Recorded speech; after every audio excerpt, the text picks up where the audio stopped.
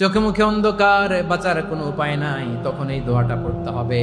এই দোয়া পড়ে আল্লাহর কাছে ফরিয়াদ করলে বিপদ মুক্ত করবেন কে?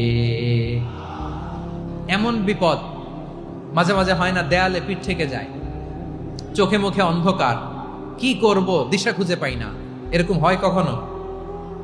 হ্যাঁ, আপনাদের হয়? হয় না? তো জান্নাতে আছেন আপনারা।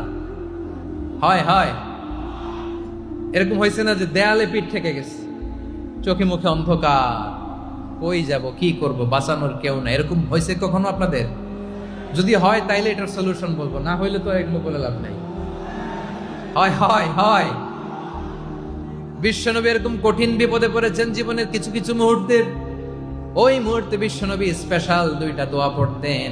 এই দোয়াগুলো আপনাদেরকে জানিয়ে দেয়। বিশ্বনবী বলেন, কঠিনতম বিপদে যখন পড়বা, দেয়ালে পিঠ থেকে যায়, চোখে মুখে অন্ধকার, বাঁচার কোনো উপায় নাই, তখন পড়বা লা ইলাহা ইল্লা আনতা সুবহানাকা ইন্নী কুনতু মিনাজ জালিমিন।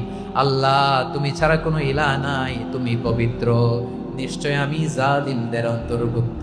সুবহানাল্লাহ বলেন। এই দোয়া সাইয়েদনা ইউনূস আলাইহিস সালাম পড়েছিলেন যখন মাছের পেটে ছিলেন। কিসের পেটে? এবং অনেক মুফাসসিরিন একরাম বলেছেন, অনেক আহলুল ইলমরা বলেছেন, এটা হচ্ছে ইসমে আজম। ইসমে আজম এমন দোয়া যেটা দিয়ে দোয়া করলে আল্লাহ দোয়া কবুল করে, কিন্তু এটা কোনটা, এটা নিয়ে ইখতিলাফ আছে। কোন আহলুল ইলম বলেন এই লা ইলাহা ইল্লা আনতা সুবহানাকা ইন্নী কুনতু মিনাজ জালিমিন, এটা হচ্ছে ইসমে আজম। সাইয়েদনা ইউনূস আলাইহিস সালাম পড়েছেন, আপনারা পড়েননি? তুফান হইলে পড়েন না? আমাদের এলাকায় তো এটা খুব, এটার উপর ব্যাপক আমল আছে। পটুয়াখালীতে কি অবস্থা বলেন? পড়েন পড়েন পড়েন পড়েন।